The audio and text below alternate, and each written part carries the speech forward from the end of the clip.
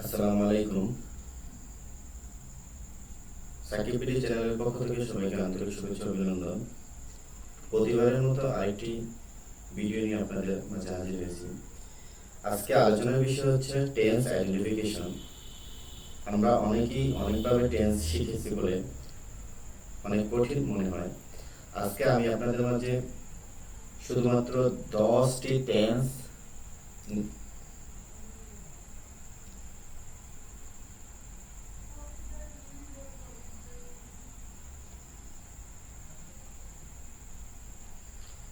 আসসালামু আলাইকুম।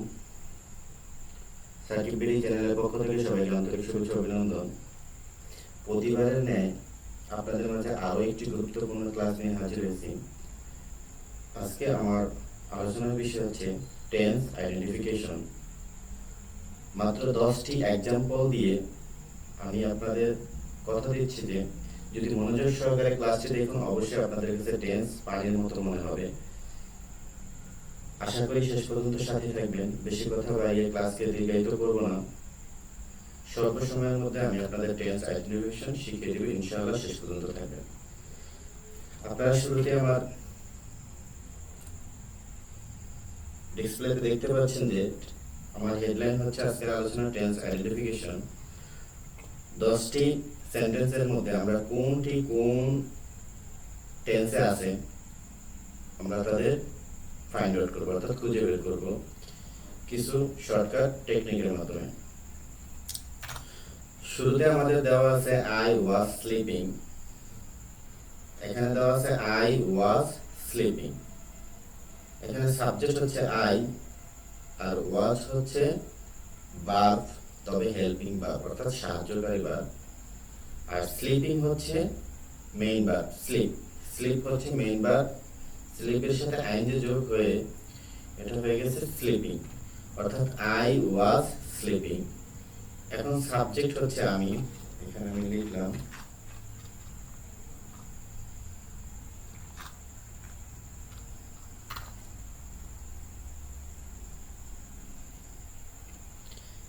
আমি, আই ওয়াজ স্লিপিং এর অর্থ হচ্ছে আমি ঘুমাইতেছিলাম। এখন আই হচ্ছে সাবজেক্ট, ওয়াজ হচ্ছে, আচ্ছা বিভাগগুলো হচ্ছে am is are, was were, be been being. এখানে হচ্ছে এম ইজ আর হচ্ছে প্রেজেন্ট টেন্সের আইকন, ওয়াজ হচ্ছে পাস্ট টেন্স। এখন এখানে মূলত আমাদের সাবজেক্টের পর ওয়াজ হচ্ছে পাস্ট,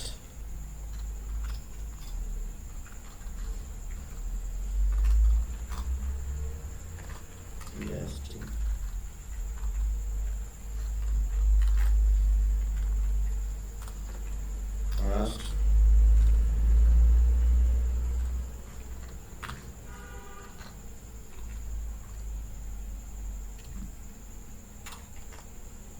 past continuous tense।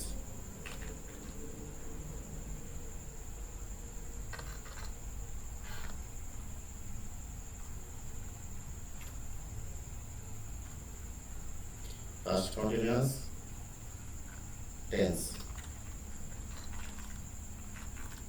কিভাবে বুঝলাম? সাবজেক্ট হচ্ছে আই, ওয়াজ হচ্ছে, আর মূলত যখন ভার্বের সাথে আইএনজি থাকবে সেটি কন্টিনিউয়াস টেন্স হয়।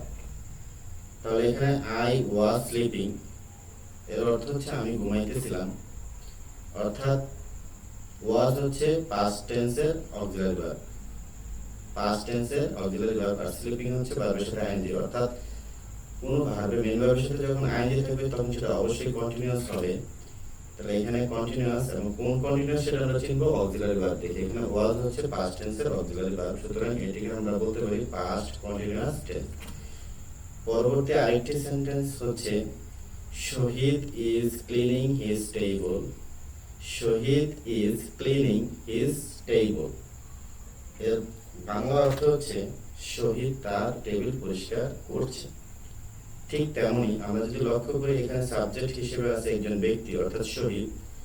ইজ হচ্ছে অক্সিলারি ভার্ব, আর ক্লিনের সাথে আইএনজি যোগ হয়ে গেছে ক্লিনিং, অর্থাৎ শহীদ ইজ ক্লিনিং হিজ টেবিল, শহীদ তার টেবিল পরিষ্কার করছে।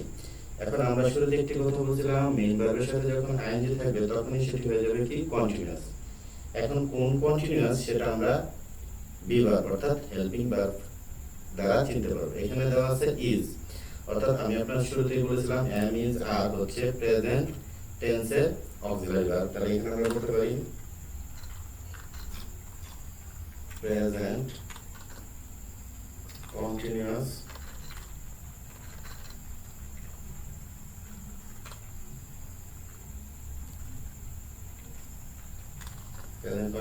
টেন্স। আমাদের 3 নাম্বার সেন্টেন্সটা হচ্ছে we have done the work.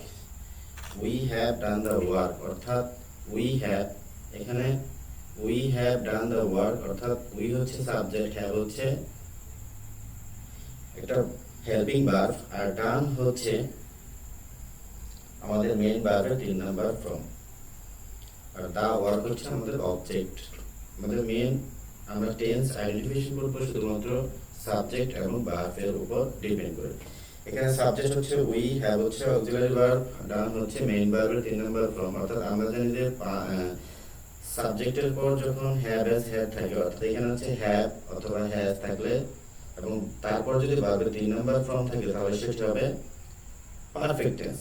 এখন কোন পারফেক্ট? যদি হ্যাভ হ্যাজ থাকে তাহলে সেটি প্রেজেন্ট পারফেক্ট, আর যদি হ্যাড থাকে তাহলে সেটি হবে পাস্ট পারফেক্ট। এখানে সাবজেক্টের পরে হ্যাভ এবং তারপরে ভার্বের 3 নাম্বার ফর্ম, সুতরাং এটিকে আমরা বলতে পারি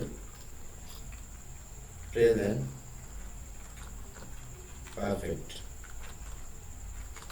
টেন্স।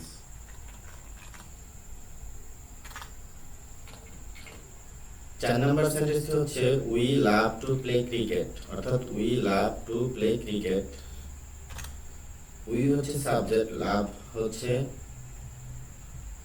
মেইন ভার্ব, আর টু প্লে, প্লে আরেকটি ভার্ব হলেও এখানে ইনফিনিট হিসেবে কাজ করছে, অর্থাৎ ভার্বের আগে যখন টু থাকে তখন ওইটা ভার্ব থাকে না, তখন সেটা হচ্ছে ইনফিনিট ভার্ব। যেমন টু প্লে খেলতে, টু স্লিপ ঘুমাতে, টু ইট খেতে। এখন উই লাভ মানে আমরা পছন্দ ভালোবাসি, টু প্লে খেলতে ক্রিকেট, অর্থাৎ আমরা ক্রিকেট খেলতে পছন্দ করি। অর্থাৎ সাবজেক্টের পর যে মেইন ভার্বটি আছে সেটি প্রেজেন্ট ফর্মে আছে। তাহলে আমরা বলতে পারি সাবজেক্টের পর প্রেজেন্ট ফর্ম থাকলে তাহলে সেটি প্রেজেন্ট ইনডিফিনিট টেন্স বা সিম্পল প্রেজেন্ট। তাহলে প্রেজেন্ট ইনডিফিনিট টেন্স। আমি সংক্ষিপ্ত আকারে লেখা শুরু করলাম, আমার ক্লাসটি বলে দিই। তার পরবর্তী 5 নাম্বার সেন্টেন্স হচ্ছে I have been writing a letter for 2 hours অর্থাৎ 5 নাম্বার সেন্টেন্স হচ্ছে I have been write a letter for 2 hours। আমি have been writing a letter for 2 hours অর্থাৎ 2 ঘন্টা যাবত একটি চিঠি লিখছি। এই রাইটিং মানে ভার্বের রাইটিং হচ্ছে অর্থাৎ রাইটের সাথে আইএনজি যোগ হয়ে সেটি হচ্ছে রাইটিং এর ফলে আমরা সেটিকে বলছি কন্টিনিউয়াস টেন্স। হ্যাঁ, এটিও কন্টিনিউয়াস টেন্স, তবে কোন কন্টিনিউয়াস সেটা আমরা দেখব। সাবজেক্টের পর যখন হ্যাভ থাকে তখন আমরা জানি মূলত সাবজেক্টের পর হ্যাভ হ্যাজ হ্যাড থাকে পারফেক্ট টেন্স, এবং তখন অবশ্যই ভার্বের 3 হয় অর্থাৎ বি বিন। এখন এখানে হচ্ছে এই বিন হচ্ছে ভার্বের 3 নাম্বার ফর্ম, আর হ্যাভ হচ্ছে হ্যাভ ভার্ব। এখন I have been writing a letter for 2 hours, এটি হচ্ছে আমাদের কন্টিনিউয়াস তো অবশ্যই, যেহেতু এখানে রাইটের সাথে আইএনজি যুক্ত করা হয়েছে তাহলে এটি অবশ্যই কন্টিনিউয়াস টেন্স। তাহলে আমরা লিখব, তাহলে এরকম উই হ্যাভ বিন, তাহলে have present perfect continuous tense. 6 number বাক্যটি হচ্ছে অর্থাৎ সেন্টেন্সটি হচ্ছে my father drinks coffee in the morning. অবশ্যই এটি ঠিক আমাদের 4 নম্বর বাক্যের মতোই, যেমন my father drinks coffee in the morning, অর্থাৎ মাই ফাদার এখানে সাবজেক্ট, আর ভার্ব হচ্ছে ড্রিঙ্কস মানে পান করা। আর ভার্বের সাথে অ্যাস হওয়ার কারণ হচ্ছে যখন subject third person singular number হয় তখন ভার্বের সাথে অ্যাস বা ইয়েস। তাহলে এটি আমরা বলতে পারি কোন টেন্সে সাবজেক্টের পর ভার্বের সাথে অ্যাস বা ইয়েস হয়। হ্যাঁ, যেটা আপনারা আইডিয়া করছেন সেটি হচ্ছে প্রেজেন্ট ইনডিফিনিট টেন্স।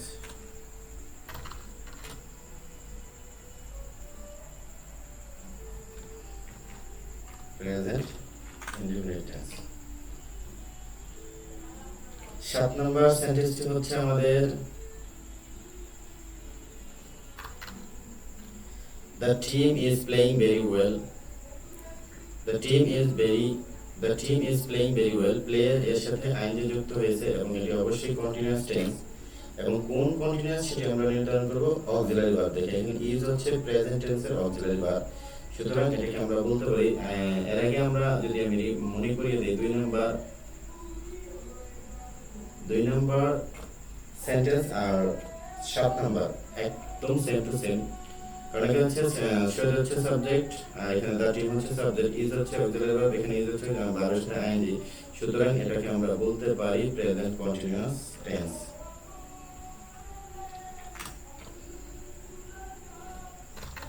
তারপর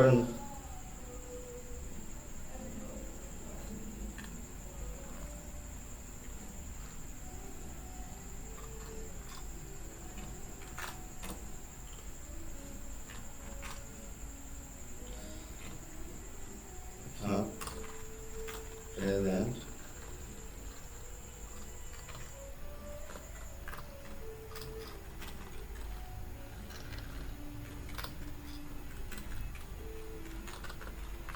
continuous tense।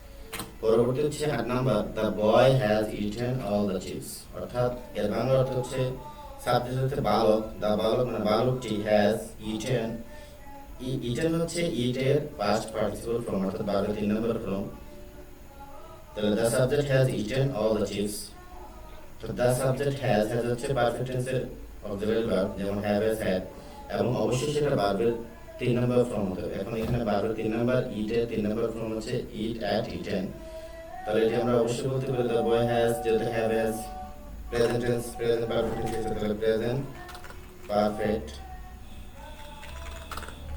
টেন্স।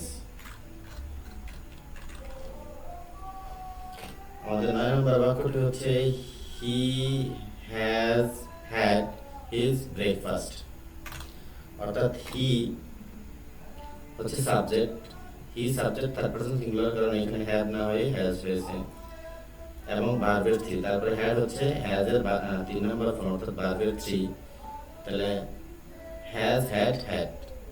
তাহলে আমরা জানি সাবজেক্টের উপরে যখন হ্যাভ থাকে এবং তারপর ভার্বের 3 থাকে তখন সেটি হয়ে যায় প্রেজেন্ট পারফেক্ট টেন্স। তাহলে প্রেজেন্ট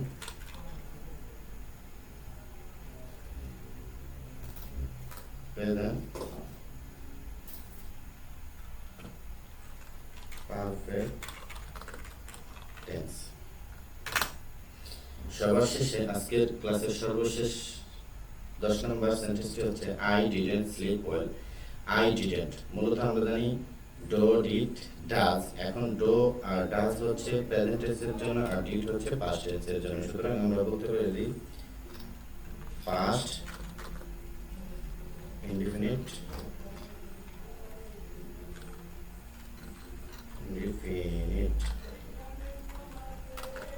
টেন্স। সকলকে ধৈর্য সহকারে আমার ক্লাসটি দেখার জন্য আন্তরিক শুভেচ্ছা অভিনন্দন। চ্যানেলটি সাবস্ক্রাইব করুন। পরবর্তী ভিডিও নিয়ে আপনাদের মাঝে হাজির হবো। আসসালামু আলাইকুম।